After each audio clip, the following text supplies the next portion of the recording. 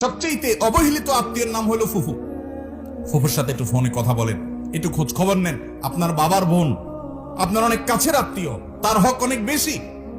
আপনার চাচা আপনার বাবার মতো।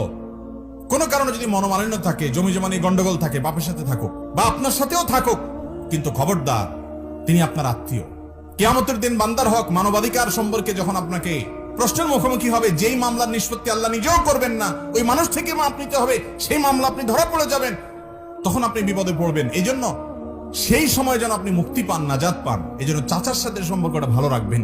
চাচাতো ভাই বোনদের কোনো হক নষ্ট করবেন না, ফোনে যোগাযোগ রাখবেন। এই যে সম্পর্ক বজায় রাখা, খোঁজ খবর নেওয়া, বিপদ আপদে পাশে দাঁড়ানো। এক নাম্বার 2, দানের ক্ষেত্রে অন্য গরিবের চাইতে আত্মীয়দেরকে প্রায়োরিটি দিতে হবে।